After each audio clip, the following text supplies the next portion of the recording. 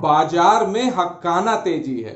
Telegram में मैंने जब ये लाइन लिखी तो टेलीग्राम के मेंबर्स ने मुझसे पूछा, सर ये हक्काना क्या होता है?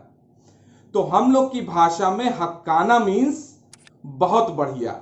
जैसे हम लोग किसी शादी ब्याह में जाते हैं तो बड़ा हक्काना सजावट है, बड़ा हक्काना व्यवस्था है, बहुत बढ़िया जलवा है, तो हक्काना मीन्स बहुत बढ़िया। तो मार्केट में भी बहुत बढ़िया तेजी है।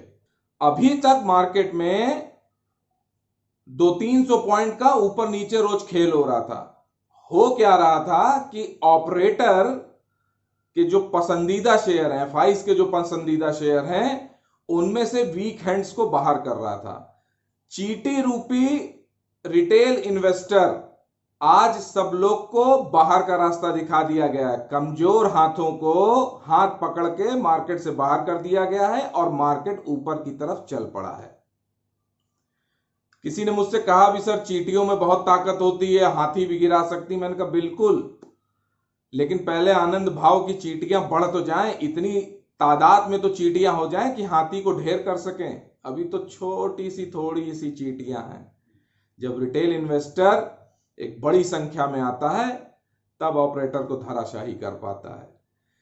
तो ऑपरेटर ने जो चीटियां चढ़ रही थी उसके पैंट पे, उसको फटक के सबको बाहर कर दिया है। कुल मिला के अच्छों के आज स्टॉक छूट गए। कल जैसी ही बदमाशी आज भी आखिरी टाइम में हुई। आखिरी घंटों में मार्केट के बंद होने के टाइम, आखिरी घंटों में ऑपरेटर क्या करता है कि इस तरह की गिरावट लाता है कि लोग छोड़ के भागते हैं कि गिरावट आई, तुरंत माल छोड़ देते हैं और ऑपरेटर सारा माल खींच के ले जाता है। लेकिन अभी 2 दिन से वो बिकवाली कर रहे थे एफआईज और आज उन्होंने बाइंग की है। तो मुझे ये लगता है कि कल बाजार में हक्काना तेजी है। निफ्टी भी आज करीब 142 पॉइंट बढ़कर 15,098 पे बंद हुई है और बैंक निफ्टी भी 35,865 पर बंद हुई है, करीब 589 पॉइंट्स बढ़कर। बैंक निफ्टी में एक चीज और भी है, आज 36,000 का भी स्तर पार कर गई थी। अभी तो कल ही का एक ट्रेडिंग सेशन है, कल एक्सपायरी है, उसके बाद शिवरात्रि की छुट्टी है, उसके बाद नेक्स्ट डे फिर फ्राइडे को खुलेगा मार्केट। लेकिन इस हफ्ते के बाद अगले हफ्ते आप ये मान के चलो कि तेजी मुझे लग रही है। एक बार ऑल टाइम हाई टेस्ट करेगी निफ्टी, एक बार उसको 15,300 के ऊपर निकलने दीजिए या 15,250 समझ लीजिए, उसके ऊपर निकलने दीजिए। इसके बाद निफ्टी में अच्छी खासी तेजी आपको देखने को मिलेगी। दूसरा, यहां पे अभी तक मिड कैप और स्मॉल कैप में रैली चल रही थी। ब्लू चिप को गिराया जा रहा था, मार्केट के जो हैवी वेट थे उनको गिराया जा रहा था शेयर्स को, और मिड कैप और स्मॉल कैप चल रहे थे। आज क्या हुआ है? आज स्मॉल कैप और मिड कैप में गिरावट दर्ज हुई है और जो मार्केट के हैवी वेट हैं उनमें तेजी दिखाई पड़ी है। दूसरी चीज, आज आईटी इंडेक्स ने भी तेजी में साथ दिया, तो मुझे लगता है आईटी इंडेक्स में अभी कल भी तेजी दिखाई पड़ेगी। अच्छा चलना चाहिए। नेटफिट भी करीब 26 रुपए, 26.5 रुपए बिकना चाहिए। दूसरा, जो वीडियो की मेन बात है वो ये है कि कालीन भैया का जलवा कायम है। आखिर कालीन भैया ही शेयर मार्केट के बाप है। बात कर रहा हूं मैं रिलायंस की, बिग डैडी की। रिलायंस इंडस्ट्रीज के बिना मार्केट चल नहीं सकता। आखिर कालीन भैया की शेयर मार्केट में बादशाहत कायम रहनी चाहिए। वो शक्तिमान में आता था ना, अंधेरा कायम है, तो उसी तरह रिलायंस भी कायम है। देखिए, मैंने जनवरी में आपसे कहा था कि रिलायंस अगर 1850 के 1850 के नीचे गया तो भी हम लोग खरीदेंगे। मैंने करीब 1580 तक का बोला था कि अगर 1580 तक गया तो वहां तक हम लोग आरपीएस मोड में खरीदेंगे। वो अलग बात है कि रिलायंस 1580 तक नहीं गया, 1850 से ही रिवर्सल दिया था और आज की तारीख में वो 2191 पे बंदी दी है। 2191 की क्लोजिंग दी है रिलायंस ने और 2200 के ऊपर तो रोज जाता ही है रिलायंस। रिलायंस में इस समय सबसे अच्छा मूवमेंट है।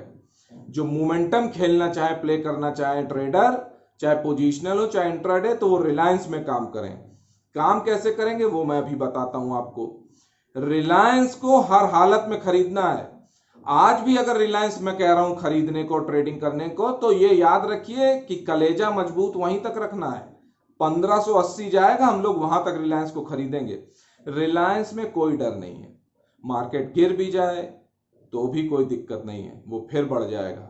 अब मैं आपको यह बताता हूं कि रिलायंस में काम कैसे करना है।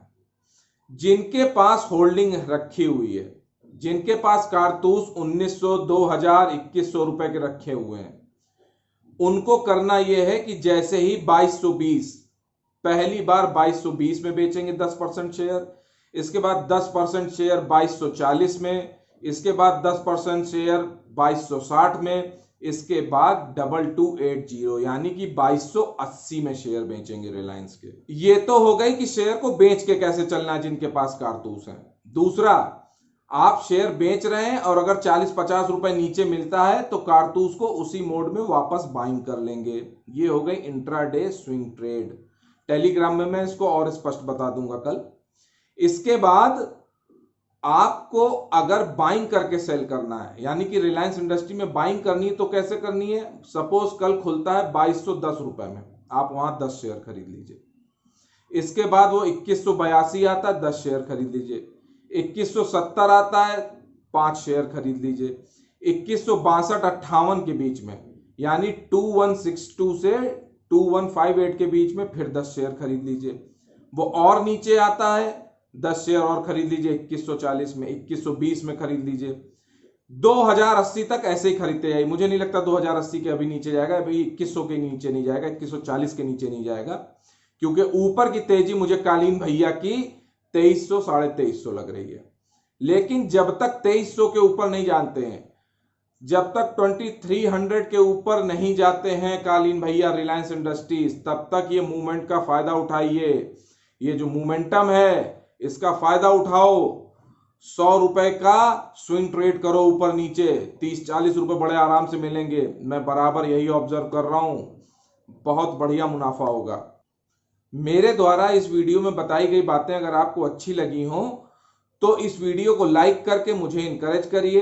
अपने इष्ट मित्रों को ये वीडियो जरूर शेयर करिए, जिससे वो रिलायंस की ट्रेडिंग की स्ट्रेटजी समझ सकें।